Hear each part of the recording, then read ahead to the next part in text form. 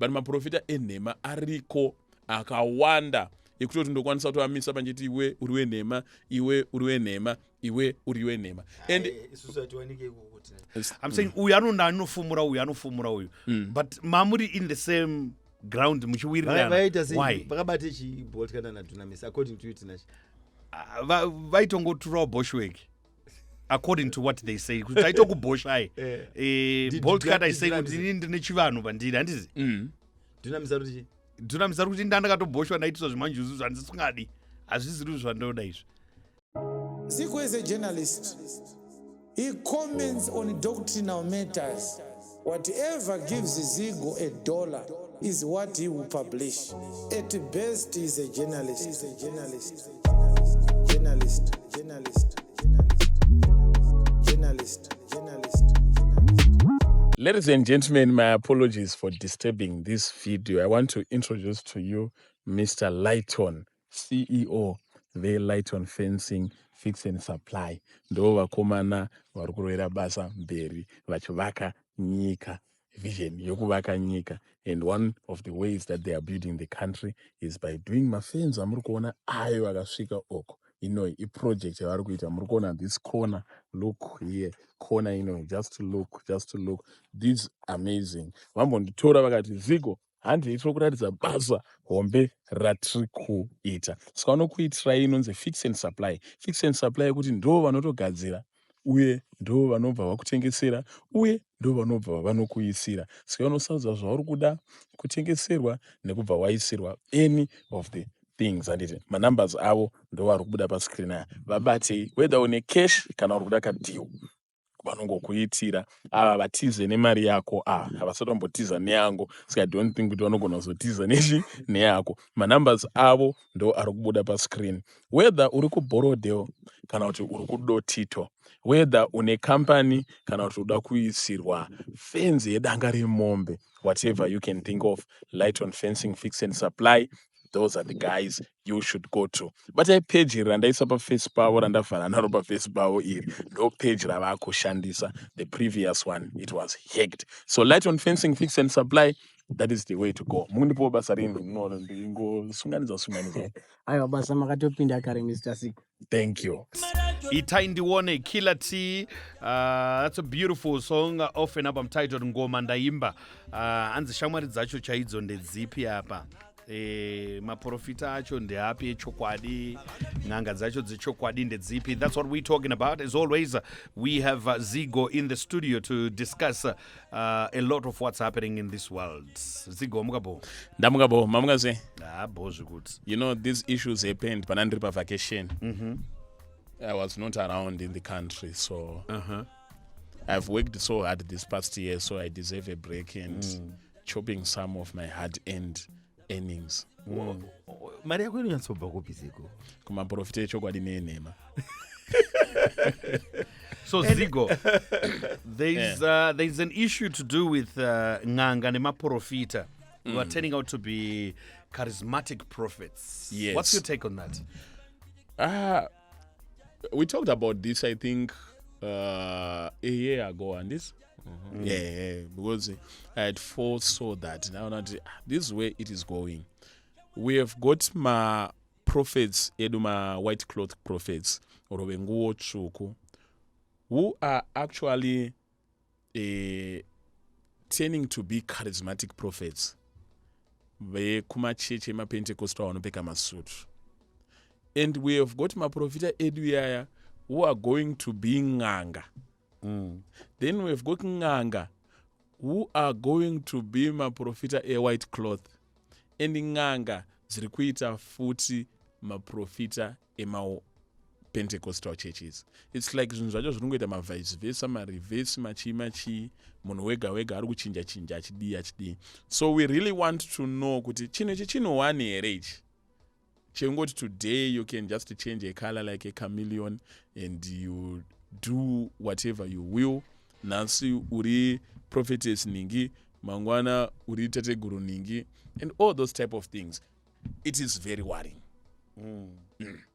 Sando zvatiri kuona zviri kuitika. Sekuru ningi vamuprofita ningi. Muprofita ningi vasekuru ningi. Do you just change willy-nilly or impromped ngoti nhasi ndatomuka inini ndato-prophet? Tokubvunza waprofeti koingwana wangombori sekuru. Vamwewo ndo vari kuita both. Zigo, chiri kuchinja apa pane zvauri kutaura apa. Is it the actions the person does, or is the title we use to call them? What's changing? They are changing both the actions and the title, but vamwe vacho is so subtle that auone the actions changing. You can just see the title yachinja. And so I was watching video Ramai Goti and she was warning vanhu vanopita sayoja muchechi momwe vachiti maprofita obva muri kuona ariko izvezvi, this mushrooming of prophets, most of them they are not quote unquote Christians, vanhu probably vechivanhu or vanhu venguo tsvuku oro chichichi handiti, and they are now coming over vapfeka masuit and then you go there, they will emphasize on deliverance, they will emphasize on kuputsa hari, they will emphasize on kupwanya mazai, they will emphasize on salt. So we are not saying that we are demonizing zvinhu izvi kana kuti chi, but tiri kuti chikristu ngachive chikristu, chipostori ngachive chipostori, chivanhu ngachive chivanhu. Ngatisaitei munhu aona kuti ako kunenge kwane mari uko, ska let me just put on a different cloth and then I deceive the gullible. And So do we have, without mentioning names, right? Do we have some that you think you want to confuse? One day, our language yake comes more like naturally from the African religion, ATR, or change. Alright, so what I will do is I will only mention my names even who have gone to the public and professed publicly with this. I can give you an example. Prophetess Bolt Carter. Prophetess Bolt Carter was a prophet. Anoti nini ndinoshandira vanhu zvechikristu chichichi, but of course vachita zvehari, vachita zvechichichi. And recently she said she's no longer vakubudirwa nemudzimu, vakunzi tateguru, mudzimu wakubuda pavari. Handiti, I give you an example iyi yakanakira kuti munhu wachakagara angova open kuti ndo zvandiri madzibaba Samson vakati inini ndiri sekuru, inini ndiri madzibaba. In his way matauriro vaita vaiti inini paita kakurwisana kevadzimu nengirozi pandiri. Ndobva ngirozi nemudzimu zvazogara pasi kataurirana uyu ngaite sekuru. Handiti, saka kuti kunana prophetess Bolt Carter vekuti vanga vatombori prophetess, and now she is a tateguru. But ipapapo Zigo, munhu watiri atinoti isusu ndiye akavharwa kana kuti ari kavhara, iwewo wainamata kumunhu iyeye uchivati prophetess. Now that this very same person is coming out and saying, I am now more of a traditionalist, yes, are you still going to continue respecting that same person? Iye aimbomira pamberi pako achikutaurira kuti zvechivanhu zvakashata, asi nhasi iye abuda achidaro. Do you still have respect over that person? Kana uine zvivindi, because the Bible knows Jesus is the same yesterday, today and forever. Gospel harifani kuchinja. Andimaona zvandutaura. So I don't think you would have the same respect. I'll give you also case study here, the husband, Apostle Dunamis. Apostle Dunamis was an apostle in word, but in practice he was prophet. Zvisinganyazonzwisike mene zvavanenge vachingoitaita kutanga vari kuBenini, kutanga vari kuJia, mene zvavangoitaita. And he came on our podcast and confessed, and no, I no longer want to do any of those things. In his words, he told me, Zigwa ndichada zvisina basa zvezvo ndada kudzokera ndinonamata inini vanhu vandaiterera ndiPastor Chris naProphet Makandiwa handichada inini. Which means baangari apostle apa achinamatira vanhu apa achibatsira vanhu apa, he started talking about a whole lot of manjuzu, starts talking about mwetsvina chichichi, but he was a quote unquote professed apostle. Obacho yati ndada kutendeuka. Iwe wakatombonobatsirwa ikoko. And ska we really want to know who is who.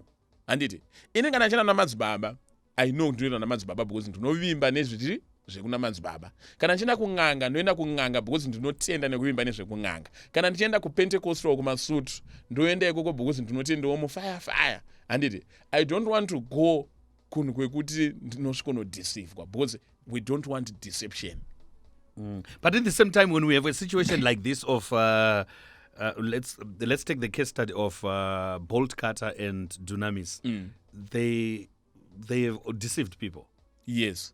Do you agree they have? I agree that they have. And Dunamis' confession is actually in English is pointer kwaari kuti I no longer want to do this. Repentance is a change of mind accompanied with actions. And for Bolt Cutter, I don't know if she will admit kuti kwanandiri kunandideceive vanhu because kana wakuchinja wakuti ndochaizvo. And panaiona video, I was watching a other video yesterday achiti takanyeberwa kunzi chivanhu chakashata takadii tinofanira kuita chivanhu chedu. Zigo. Ndimbobvunzawo iwo unovheta sei kuti arasenzesa mweya wechivanhu mweya wechiprofita iwo unovheta sei? No, inini handinyanyovheta ka I'm a spiritual practitioner. I observe your actions. Hanzi nebhaibheri, by their fruits you shall know them. Okay. And maona sikandopati kuti kune vanotoprofesa like Bolt Cutter is now saying ndini ndiri tateguru. Handiti. But at the same time, I don't need to vet here. Ona Kaziko. Kana chakatanga ndichakachenjedza handiti. Wakambotanga wati tori prophet wauti hausiri wateteguru. Should we believe you again? Ko kana wakutamba futi nesu. Unogona watori tateguru refake. Ndopatoti bebe handiti munoziva kune n'anga dzechokwadi nen'anga dzenhema. Vanhu vanofunga kuti n'anga zvinhu zvingori demonic zvinhu zvakashata zvakadii handiti. But n'anga ndo vana chiremba vedu vechivanhu handiti. Kozina n'anga dzefake dzinouya dzichiti nini ndatateguru kana zhinji zvacho handisi kuti Bolt Cutter. But ndiri kuti zvinhu zvakadaro zviriko zvinhu zvakaita sei zvakadaro. Anatora mari United. You get what I mean? Saka we observe tinokutarisa vanozokutarisa pamweya havo ndiana zinata ndo vanozokudi chichichi handiti. But isusu tokwanisa kuobserva tikatokuudza kuti apa hapana mudzimu uripo apa. Apa hapana mweya mutsvene uripo apa. Apa hapana ngirozi iripo apa. Yeah. Animozona hapana ginansiyo. But inini ndinoda kumbonzwisawo futi kuti why is it that inini ndakaenda kumuprofita kana kuti wakaenda kung'anga, they will be able to point out kuti aiwa tete vako vari kukanganisa ndo vari kukunyepera zvakati handiti. But the very same prophet or the very same ng'anga cannot stand up and point up and say prophet ava ndevekunyepa. How come they want to point out other people? But kana va same levels haakwanise kuudza mumwe wake kuti iwe shamwari pachokwadi chaipo varipo vatori vamuno muchitoti imimi these are the respected prophets but they were whining and dining with the very same akubuda nhasi achiti ndainyepa. Saka wanga usingazvione here kuti munhu anonyepawo. Ndo yatinoti protecting the trade because this has been commercialized. Andimona kudhara vanhu vaitsurana kudhara waiti ukaona zvinhu pakavanzika zvakatorana Jesu aenda pamusoro pechitsuwo chemba woproclaim uri pamusoro ipa pafanike zvandiri kuita.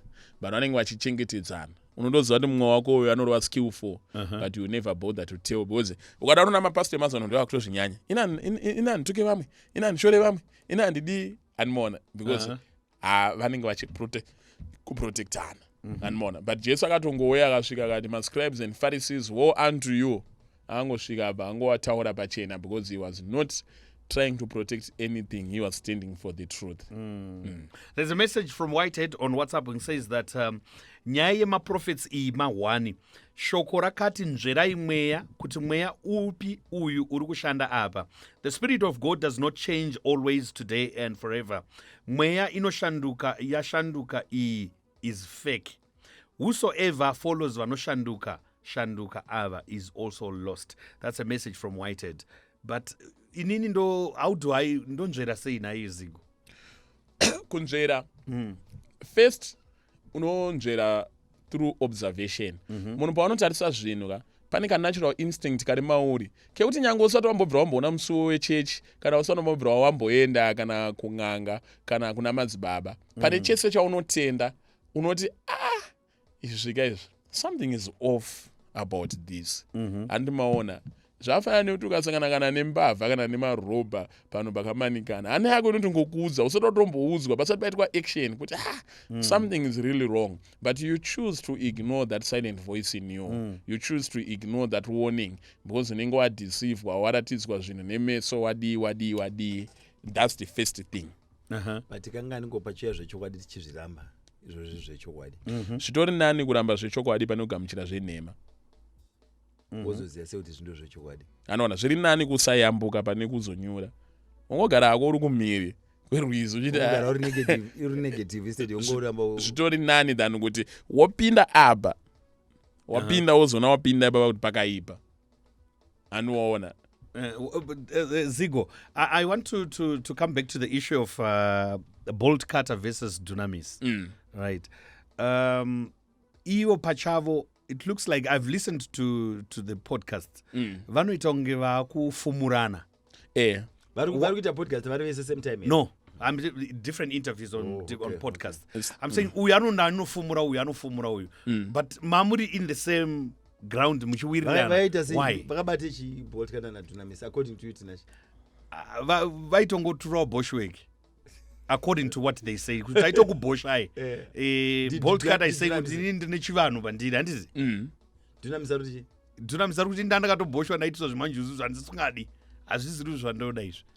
Saka, why are you washing dirty linen in public? unoziva vanhu vese vakaenda vachitenda kwavari. Yes, how many people did you? Yes. Kana ndakaenda ndenda kuti refund guys ndionewo mari yangu. Actually, don't you think these people vanoita izvi, they owe the nation an open apology? Isn't it what they are doing? And not vasati vakuapologize vari ngoti budisira zvinhu zvavo ngaambobuda usori hwake tichiuona. Bolt Cutter mukadzi. Yes. Aiparidza aiprofita zvekudaro. Aita zvehari. Yeah. This was a couple. Murume nemukadzi Vazosiyana manje. Vakubvondorana. Ende vanhu vavangane separation of. That's what I'm talking about. Chii chiri kuitika? And vangane separation of nonzi task yakasimba. Because Bolt Cutter would do her things ari Bolt Cutter ari uko. Dunamis would do his things. But vanosangana padeni. Ari uko. Vanosangana padeni. Kwako kwakuri sei? Handarwa big nasty.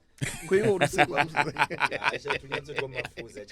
But people should have seen it coming kuti vanhu ava vanoita zvakasiyana but murume nemukadzi. Yes. Really? Uchiziva kuti inganga murume nemukadzi ibasa kairi. Yeah. Exactly. I think we are grateful for the separation. At least it showed us who they really are. So we really don't mind about what is happening in their bedroom affairs, but we are happy that it gave us the truth. Because at the same time, I watched Dunamis talking about them flying to another countries, Ghana or Nigeria. So Zazakureva, with these revelations that are coming out of him, it automatically means even kwakaenda kwacho ndekwekunyepa futi kaikoko. And then vakamupa zvokuti anyatsosota chaizvezvo. Aiona kazvaaiona. Aiwa ndiri kuti inini ka handiti vaenda ikoko vaenda vari maprofeti. Handiti. But kuri kuti zvawakanoitiswa ikoko uchinzi nezvechiprofeti akakuitisa wacho ndewekunyepawo futi. Because ari kukuitisa uprofeti iwe uri ng'anga. Uko inenge tori buffet baba unosarudza zvaunoda. Finish. Dunamis wacho actually confessed of bhidhiri rakatoitwa ikoko. And vakatonetsana ikoko. But surprisingly, this is the spiritual father who is being demonized by Dunamis. And Bolt Cutter comes in the comment section of Anangati, no. Mune atori right, mune aite zvakati, mune anta zvakati, mune obatanga to defender, zvekupwanya hari, it's biblical and chichichichi. And then a few weeks later, she's now Tategoro. And I'll still come back to the question Yuguti. The other prophets vaita wine and dine navo vachitomusimbisa pamwe vachimudedzawo futi muchechi make kuti chimboya uparidze. Today uya akutaura izvi kana iwewo nechechi yako aunzokunyara here kuti ndaitonyeperawo vanhu. But iwo tina chedzingani ng'anga dzawainterview dzinoti ndokurapa nezvaunoda kana ndikurape zvekuchechi ndokuita zvekuchechi ada ndikurape zvechivanhu ndokurapa zvechivanhu usati dzingani dzawaita ariko. But my point is imimi shumba mune chechi yenyu modedza fake prophet Zigo uchizviziva kuti is a fake prophet toda kumusimbisa in front of your church on your pulpit where you claiming kuti inini ndiri wechokwadi but you were entertaining a wrong person. uchimuziva, it means iwewe wacho wakaentertaina, you are even lying to the other people. Hausati wangotaura chete. There's a message, he says that I have my aunt, she was married with a Nigerian guy, but vese vaiva nemachechi akasiyana. Yeah.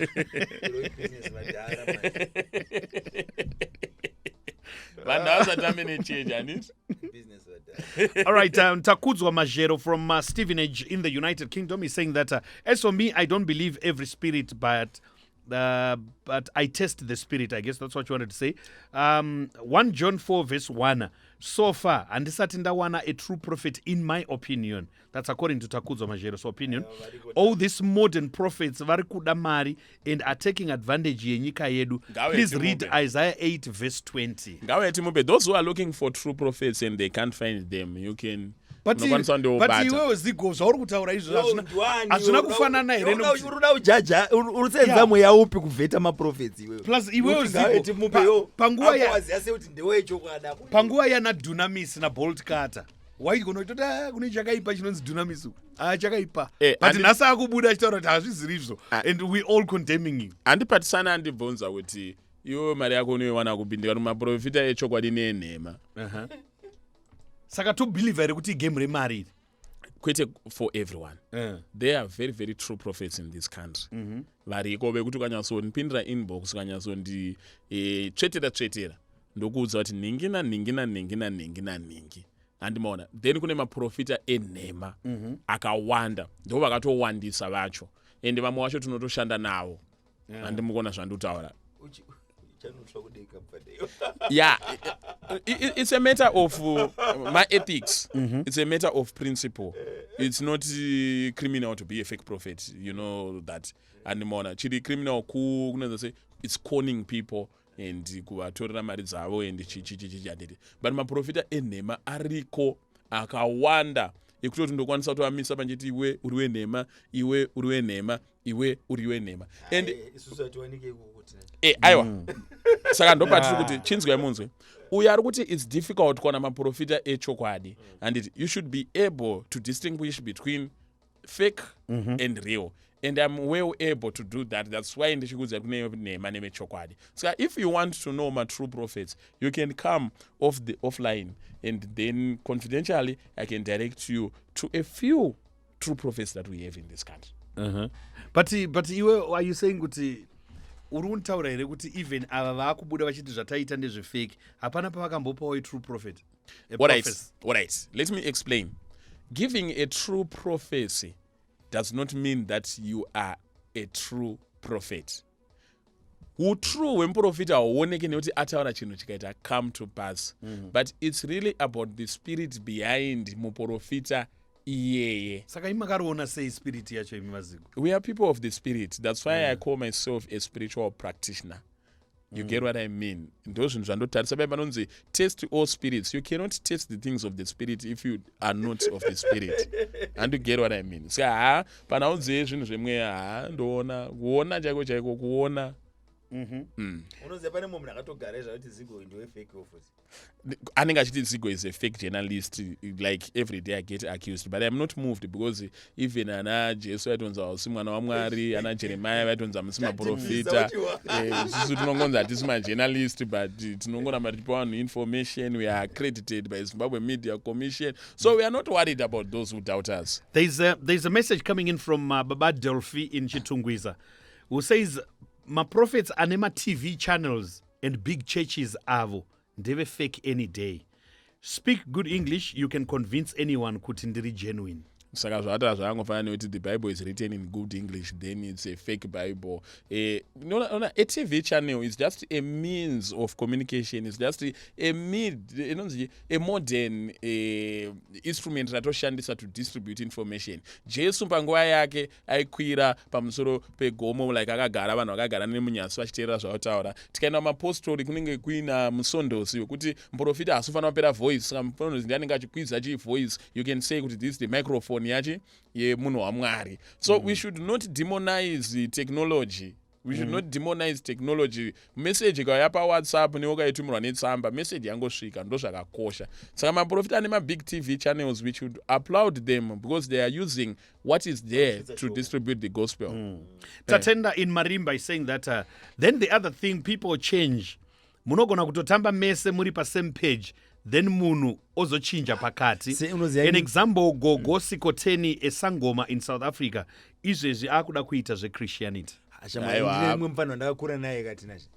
Pana mudiki aina mata imsiri kunamata aiwa atopapa kutofamba nemadzimotikari apana kurohwa ai ndakamudza pacha ndati oda kurohwa iwewe akati che what was the point aiwa ndomuziva ndomuziva patakatendeuka ini ndikamuka ndavhura chechi yangu amuyere vandorambira unoziva sonzi undumiso dipasta anotendeuka mobva matosvika imimi pamwe ndakutouya kuchechi kwei ndakutoita unoona zvinoitika kuSouth Africa manje. Example yashandiswa naGogo Scotten, naGogo Mawen, naGogo Chi. South Africans vanotora culture yavo, they hold it dearly. Saka munhu akanzi une mweya wagara pauri ukwanisa kuita sangoma, they don't demonize it like zvatoita munomu. They actually look at it as a stamp of approval or elevation or chi. Saka munotoona kuti kutori nemaslay queen akutomasquareta as vanhu vane mweya kuSouth Africa. Pane dzimwe metsi dzinonzi tikanti iwo wakambosenzana naSquilla. Squilla amunhu wechechi yake tinacha. Ane chechi ndi prophet. Unoziya ndumitoziya ndumiso tese. Ndumiso ane chechi yake ndi prophet. Patsana putsa chechi ndi prophet. Baba. Unotsva kudega. But vanhu vanotendeuka, we should accept. Plus mwana anochuza. Vane kutendeuka nekutendeuka tinacha. Siyanisa zvinhu tu. So kurova merry go round. So Zigo, ultimately you've had interviews with Dunamis and Bolt Carter. What was your conclusion? Have you talked to both? No, I didn't have an interview with Bolt Carter now. Pa conversion I angoti teaser. You know, Inina Sparks rinonyatsobvunza munhu zvinoanosara ari pachena. Saka she's going kune mama media house anoziva kuti they will just vanenge vachingomu, you get what I mean. Saka I think when she's ready for a genuine interview, she'll come to us. Because I don't see it kuti isusu we broke the story at Dunamis. And maona tisu taka unearthed these nyaya dzemanjuzu dzemachi. So if Bolt Carter wanted a right of reply, she was supposed to come to the same people who talked about that story. The only interview I had with Bolt Carter kumashure uku, it was an advertising interview vachitaura nezvekushandira kwake chichichichi and mabata, and then with Dunamis ndopatakazoita apa. Saka my conclusion is Dunamis might have genuinely repented, but the true repentance, kuti tipe a conclusion, we need a test of time. Because repentance in its definition is a change of mind accompanied with what? With actions. Haungoti ndatendeuka nditi tototi bo tinozotarisa mararamiro ako, maitiro ari kuita zvinhu zvako, nekubvumawo kuti inini ndandiri apostle Dunamis nandakarasika, rega ndichitsvaga mumwe prophet, ndotsvaga kana Wamakandiwa, ndotsvaga kana kuda Jose, ndotsvaga kana any other prophet. Oro ana baba Joe Guti, ana Zayoja vatinoziva, kana Methodist, ana Muparinga, just look for someone wekutiwo kwauruti waenda, you submit under. Tomboona kuti wakubvuma here kumboitira zvakaita Paulo zvekuti akamboenda kanodzidziswa Bhaibheri akadii kana akatendoka zvechokwadi. That's for Dunamis. And for Bolt Carter, Bolt Carter anenge akatongoona kuti nishandira ndiri raro wakopo, saka rega ndichinje ini ndatateguru. At least tateguru scary yawo mbijana unokwanisawo kuvhundutsira vanhu. Saka Dunamis hachatoite zviri spiritual. Zviri spiritual, zvetateguru zviri spiritual. Aiwa, I mean Dunamis. Dunamis akuita Dunamis anditi he said he has repented. Saka ada kudzokera nana Pastor Chris nana Prophet Makandiwa. To be under someone. No. But would you also think kuti it's love gone bad? Ndoba ndikuti kana iri love gone bad ora ndawadzokera kwacho. Because you can't let your marital issues affect the issues of the gospel, issues of spirituality. Paul akaona zvinomukanganisa akati mukadzi no abharo vhangeri pasina mukadzi. Saka kuna Bolt Carter atochinja, she's now a tateguru. Those who want to follow them there, they can follow them there. Is that so easy to change? That worries me. Why should it be so easy to change? You will to change a citizenship. You're going to get you can't just. Yeah, you go through a process. I think kubva kuna Mwari it's just easy. Kubva kuna Mwari uchienda the other way. It's that easy. Satani angodiwa. Anongogamuchira vese. Anotonongedza kuti achadona chakwanguka ichi. Saka vatateguru Bolt Cutter here kana kuti vatova nerimwe zita. Vanonzi tateguru Simango. Tateguru Simango. Yeah. I must time okay, we'll talk about it some other time. It's 9 o'clock and it's time for the news. Ladies and gentlemen, my apologies for disturbing this video. I want to introduce to you Mr. Lighton, CEO, the Lighton Fencing, Fix and Supply. Ndo vakomana vari kurovera basa mberi vachivaka nyika, vision yokuvaka nyika. And one of the ways that they are building the country is by doing mafenzi amuri kuona ayo akasvika oko. A project yavari kuita muri kuona this corner, look here, corner just to look.